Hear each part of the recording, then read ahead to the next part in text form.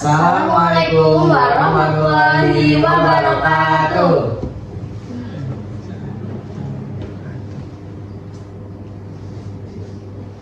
Halo semuanya, Selamat datang di Birusa, Bincang Seru Semangat. Balik lagi bareng aku, Raditya Jailangga, dan rekan aku Dini Ramadhani yang bakalan ngobrolin topik-topik menarik dan relevan sama kehidupan sehari-hari kita.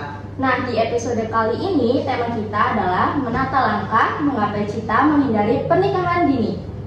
Apakah pernikahan dini itu pilihan tepat atau justru malah membawa risiko besar? Yuk kita bahas bareng-bareng.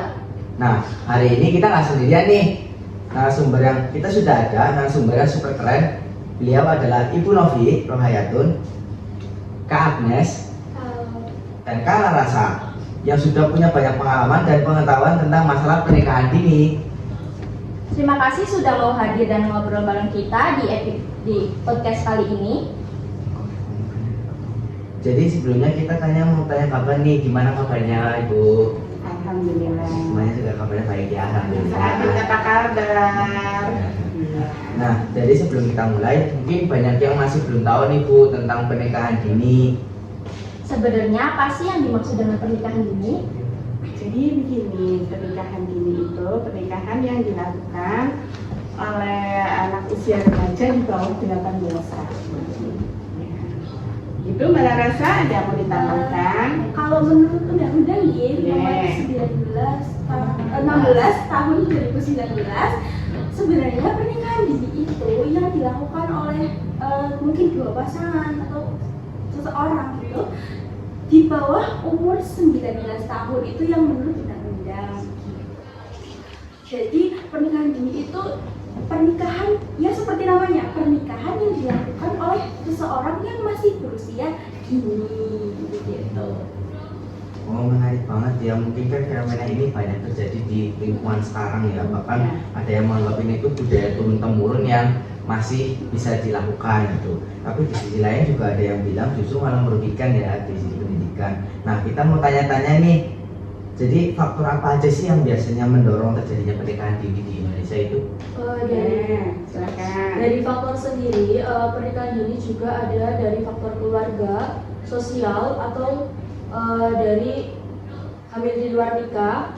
Terus juga ada lagi yang namanya ekonomi juga bisa. Gitu. Jadi faktor ekonomi itu biasanya tuh teman-teman pasti tahu ya, ada kata-kata yang dimana tuh bilang kayak perempuan itu dinikahin aja biar bisa dinafkahin. Nah, itu mungkin menjadi salah satu faktornya mengapa ekonomi itu menjadi alasan seorang menikah dini. Karena jika ekonomi sebuah keluarga itu kurang, biasanya anak itu dianggap sebagai beban ekonomi mereka.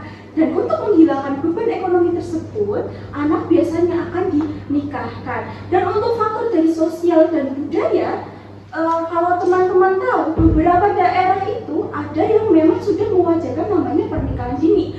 Yang paling terkenal itu yang lagi sekarang buat itu kan pernikahannya seletok ya, namanya Sartini Kugi. Nah, itu yang salah satu contoh di mana di Baduy itu pernikahan dini di bawah 19, di bawah 17, di bawah 15 bahkan sudah dianggap wajar. Lalu untuk penjelasan dari faktor pernikahan dini berupa kurangnya pendidikan, kurangnya edukasi. Itu ketika teman-teman yang mereka ketahui itu bahwa pernikahan dini itu enak, jadi dinafkahi aja, mereka tuh nggak tahu kalau pernikahan dini itu menyebabkan faktor-faktor yang sangat beresiko, menyebabkan dampak yang sangat beresiko seperti kehamilan di luar nikah, seperti kehamilan dini yang sangat mengganggu kandungan, terus adanya kelahiran bayi prematur, adanya depresi dan kecemasan, stres, itu sangat mempengaruhi ya untuk masa depan mereka, dan mereka tuh nggak tahu, jadi mereka memilih untuk menikah dini gitu. Dampak bagi anaknya juga mengalami gizi buruk dan stunting. Gitu. Keren banget nih Mbak Larasa, nih udah tahu banget ya semuanya. Padahal nggak tahu ya yang namanya kalau udah menikah, punya anak, udah kayaknya udah nggak punya masa remaja yang indah lagi ya. Kalau di Jawa itu ada jadi pengantin kan seneng, tapi aja seneng jadi pengantin. Nah itu salah satu faktor juga. Kalau apa sih ada pernikahan dini akibatnya apa? Ada KDRT, kemudian tadi keluarga yang belum siap secara ekonomi, akhirnya terjadi apa? Perceraian. Banyak banget sekarang kasus yang seperti itu. Dan untuk diketahui teman-teman bahwa pada usia di bawah 21 tahun rahim wanita itu masih berkembang ya teman-teman, masih belum siap untuk dihamili. Dan nanti kalau dihamili bakal terjadi resiko-resiko yang berbahaya, entah itu bagi ibu atau anaknya. Apa sih itu resiko-resikonya? Jadi resiko-resikonya itu untuk bayinya itu bisa terlahir prematur, bisa terlahir stunting, bisa juga adanya kecacatan karena rahim itu belum siap. Dan untuk ibunya sendiri bisa terjadi pendarahan di saat melahirkan atau pada kehamilannya. Itu juga kalau habis melahirkan ada yang namanya baby blues. Betul. Nah, bahaya itu banget. sangat bahaya. Walaupun itu terkesan cuma gitu doang. Ini sebenarnya sangat bahaya. Efeknya luar biasa. Betul. Bahkan ada kasus-kasus di mana ibu itu meninggalkan atau membunuh bayinya sendiri di saat baru lahir. Sangat mengerikan sekali. Terus ada nggak sih kayak hukum di Indonesia yang mungkin mengatur tentang pernikahan dini itu batas usia, terus yang lain-lainnya? Seperti yang tadi sudah dijelaskan sama Mbak Larissa, bahwa ada undang-undang yang mengatur itu tentang pernikahan dini. Undang-Undang Nomor 16 Tahun 2019 yang mengatur bahwa batas usia dini itu di atas umur 19 tahun, atau untuk perempuan itu 21 tahun dan laki-laki itu 25 tahun. Terima kasih. Apakah ada sanksi atau aturan khusus untuk mencegah pernikahan dini di Indonesia? Ya, Sanksi atau aturan khusus? atau mungkin ada pidana atau yang lainnya gitu. Kalau itu sepertinya nggak ada. Cuma kalau ada anak yang masih di bawah umur mau menikah harus disidang dulu ya. Seperti itu. Mungkin ada saudara atau tetangga dari kalian yang seperti itu, mungkin kalian pernah mendengar gitu. Kalau dari hukum sendiri itu belum ada ya. Tapi untuk sosialnya itu sangat-sangat ada ya, yang namanya itu hukum sosial ya, yang dimana itu tuh tidak tertulis, tapi biasanya orang-orang yang menikah di usia dini itu kalau nggak dicemooh ya diomong. Apalagi kalau penyebabnya itu adalah hal-hal yang bersifat negatif seperti kehamilan di luar nikah. Kita mesti tahu ya, kehamilan di luar nikah itu sangat dilarang, sangat masih tabu di lingkungan kita. Jadi itu yang menjadi sanksi, mungkin sanksi sosial untuk orang-orang yang hamil di luar nikah dan melakukan pernikahan dini. Masih tabu ya kalau orang menikah dini, pasti dipertanyakan. Jadi bagaimana dari pandangan masyarakat yang mungkin masih menganggap pernikahan dini itu kan hal yang wajar. Nah mungkin ada beberapa masyarakat yang masih mikir udah wajar lah pernikahan dini gitu ya kan, udah ada budayanya juga. Nah itu kan mungkin beberapa orang kan masih berpikir seperti itu.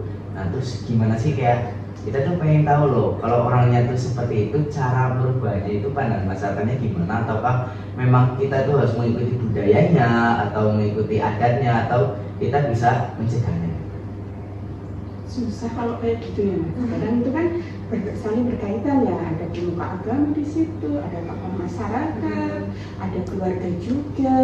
Memang kadang ada beberapa keluarga yang sepertinya kayak Yun Sewu ya, walaupun putranya udah terjadi tekdung ya istilahnya, tapi terus dia tetap hajatan secara besar-besaran. Terus kayaknya orang juga biasa aja, mereka ya ke situ.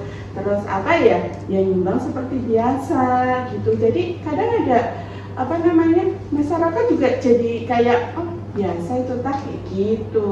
Kayak kurang kesadaran mental. Iya betul. Lagi-lagi ini dibutuhkan ada tokoh masyarakat, ada pemuka agama, ada keluarga juga di situ yang kita harus saling bisa memberikan pemahaman kepada masyarakat. Seperti kalian juga nih di sekolah juga, makanya di sekolah kita kan ada SSK ya, ya Sekolah Siaga Kependudukan, biar kita bisa memberikan edukasi kepada masyarakat bahwa pernikahan dini itu tidak bagus, kurang baik begitu. Mungkin ada yang mau ditambahkan? Gak ada mungkin udah. Jadi menurut Bu Novi sendiri, langkah apa yang paling efektif untuk mengurangi angka pernikahan dini? Yang itu terutama anak harus disibukkan untuk belajar ya Mbak, biar mereka waktunya itu tidak terlalu kosong. Nanti kalau kosong dia sibuk main media sosial, kemudian bergaul dengan lingkungan yang kurang mendukung, akhirnya seperti itu nanti terjadi sesuatu yang tidak diinginkan. Nah, kita siapkan generasi yang yang siap. Makanya di sekolah kita ini kita siapkan SSK, Sekolah Siaga Kependudukan, biar kita menciptakan generasi yang siap nanti kalau dia sudah saatnya siap untuk menikah gitu.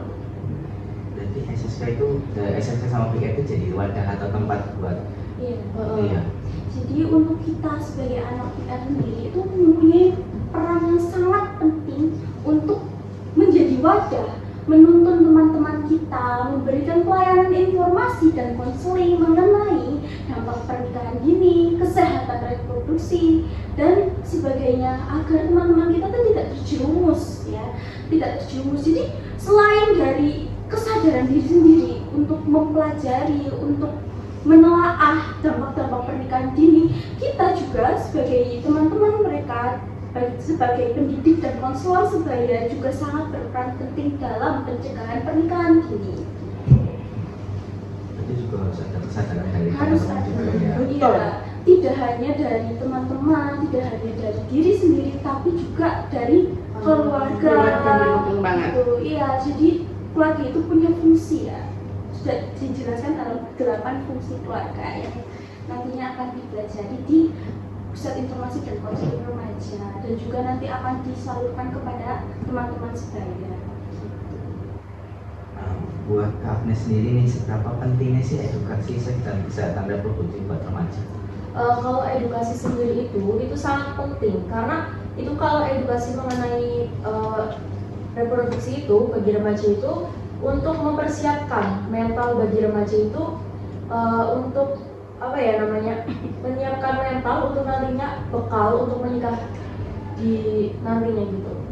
Jadi namanya kesehatan reproduksi memang harus diketahui Ketahui, ya. ya. Apalagi sekarang tuh marak-maraknya pergaulan bebas ya. Tentunya kita harus memberikan edukasi. Kalau tidak ya nanti bakal terjerumus. Mereka kurangnya edukasi tentang kesehatan reproduksi, di mana kita tuh nggak tahu kalau umur segini tuh belum siap loh melakukan hal-hal seperti ini, seperti itu. Oke, saya tambahkan ya Mas. Itu mungkin fungsi keluarga sangat berperan di situ ya. Ada kedekatan emosional antara anak dengan orang tua, ada kedekatan emosional antara anak dengan ibu, antara ayah dengan ibu, gitu. Jadi gimana sih ketika anak itu pertama kali dia memasuki fase remaja nih, kalian kan SMA nih, pertama kali kalau yang putra tuh pertama kali dia mimpi basah, harusnya yang tahu dulu ya orang tuanya, justru malah ayahnya atau ibunya tanya. Jadi itu si anak itu dekatnya sama siapa nih, sama ayah sama ibu gitu. Terus kalau yang anak putri ditanya pertama kali menstruasi itu kapan? Nah itu harus ada keterbukaan antara anak dan orang tua. Jadi jangan sampai hal-hal yang seperti itu malah terlewatkan antara hubungan anak dengan orang tua. Itu komunikasi jadi dengan baik. Iya betul sekali. Terus kalau misal nih udah ada anak yang mungkin dari awalnya tuh udah terjerumus ke pergaulan bebas, terus komunikasi sama orang tuanya itu udah kurang banget, itu gimana sih Bu cara nampilnya itu? Itu mungkin butuh biasanya bimbingan. Biasanya anak itu ada dia nyaman ngomongnya sama siapa? Mungkin sama teman, mungkin juga di sekolah ada salah satu guru yang bisa dekat dengan dia gitu. Jadi kita kulik itu, jadi itu anak kenapa sih gitu. Sekarang juga peran wali kelas ya, peran guru BK juga ya, kemudian lagi-lagi peran keluarga. Biasanya kalau ada anak bermasalah itu kita wali kelas, kemudian guru BK, kemudian kita panggil orang tuanya. Nah, kita ketemu, kemudian ada masalah apa, kemudian cari solusinya bersama. Jadi lebih baik kalau ada anak seperti itu kita rangkul aja sih. Ya, bukannya kita musuhi, tapi kita rangkul aja, kita tanya. Jadi dia kena apa gitu. Kita ajak teman. Kalau di PR apa namanya itu? Konselor sebaya. Ya, betul sekali. Jadi mana kita tuh bertugas buat mendengarkan curhatan-curhatan dari teman-teman sebaya tanpa menghakimi. Dan juga kita tuh gak bertugas kok menyelesaikan masalah langsung tuh enggak. Kita tuh cuma memberikan pencerahan kalau dia itu berpotensi loh untuk memecahkan masalahnya sendiri. Gimana sih cara dia tuh bisa keluar dari zona tersebut gitu. Kamu tuh pintar loh, kamu tuh hebat loh gitu. Jadi seperti yang sudah kami katakan tadi ya, bahwa untuk melindungi satu sama lain itu adalah tanggung jawab kita semua ya. Gak cuma dari keluarga, cuma dari teman-teman juga, dari guru-guru juga, dari masyarakat. Itu semuanya berperan dalam pembentukan karakter dan juga untuk peduli terhadap satu sama lain. Betul sekali. Paling enggak kalian jadi pendengar yang aktif dulu ya, biar mereka mencurahkan dulu apa nih masalahnya. Kalau ada masalah terus kita bisa keluarkan itu plong rasanya. Biar lebih tenang. Ya, betul sekali. Oke, pesan apa yang ingin Ibu Novi dan Kak Agnes, Kak Larasa sampaikan untuk para remaja yang mungkin berpikir untuk menikah muda? Oke, Kak Agnes dulu aja. Pesan saya untuk remaja yang ingin menikah muda itu sebaiknya itu jangan dulu, karena mental kita itu belum siap, terutama kita memikirkan nantinya itu anak kita itu gimana gitu. Karena kan kalau menikah di bawah umur itu ada dampaknya bagi anak. Kan kasihan kan kalau kita melahirkan anak kalau yang gizinya buruk, vitaminnya ini cacat, itu kan kasihan. Dan kita tuh harus mempersiapkan mental kita dulu, emosional kita dulu gitu. Dan apa ya namanya, untuk remaja yang ingin menikah dini itu sebaiknya tuh kayak kita tuh mikir 2 kali dulu. Jangan langsung kayak oh menikah dini enak nih, udah dinafkahi suami, ibaratnya tuh kayak udah enak lah di rumah, tapi jangan mikir enaknya dulu karena dari dampaknya itu banyak sekali gitu. Untuk saya sendiri ya teman-teman, pernikahan itu bukan sebuah perlombaan yang dimana yang duluan itu bakal menang, yang lebih banyak anak itu bakal menang. Itu bukan ya teman-teman. Pernikahan itu sebuah komitmen yang dimana kita tuh harus siap, yang dimana kita tuh harus secara emosional, secara ekonomi, secara mental itu mampu ya teman-teman. Jadi untuk remaja-remaja yang di luar sana sebaiknya berpikir 2 kali untuk menikah dini. Apalagi yang sudah saya jelaskan dan kita jelaskan bahwa pernikahan dini itu dampaknya tidak hanya untuk satu orang, tidak hanya untuk dirimu sendiri. Jadi lebih baik kalian pikirkan dulu bagaimana kondisi kalian nanti. Kalau ada yang bilang kalau pernikahan itu bukan cuma 2 orang, tapi 2 keluarga, 2 kebudayaan, 2 adat istiadat, bahkan bisa 2 norma ya teman-teman. Jadi apakah kalian tuh mampu membawa nama keluarga kalian? Apakah kalian mampu mengeratkan tali persaudaraan dari 2 keluarga tersebut? Dan jangan egois, karena pernikahan dini itu tidak berdampak untuk kalian sendiri, sudah saya jelaskan, berdampak juga bagi anak-anak dan lingkungan kalian. Singkat aja, seperti slogan di Kabupaten Banyumas dulu pernah digaungkan, ajak kawin bocah. Ya, kalau di bahasa Jawa ada suwe-suwene dadi bocah, siswe dadi wong tua. Nikmati masa mudamu, tunjukkan prestasimu. Kalau sudah siap, sudah mapan, usia sudah mencukupi, baru kalian boleh nikah. Begitu. Wah, seru banget obrolan kita hari ini ya, Bu. Banyak banget yang masih kita pelajari, apa itu tentang pernikahan dini, mulai dari faktor penyebabnya, dampaknya, terus bagaimana cara kita mencegahnya, ya kan, bareng-bareng anak-anak PR, ya kan, sama Bu Novi juga. Terima kasih banyak buat Bu Novi, Kak Agnes, terus Kak Larasa yang sudah berbagi wawasan di episode 3 ini. Semoga obrolan ini bisa jadi bahan refleksi buat kita semua. Sampai Sampai jumpa jumpa di episode berikutnya, dan jangan lupa tetap bijak dalam mengambil keputusan hidup. Bye bye. Terima kasih semuanya.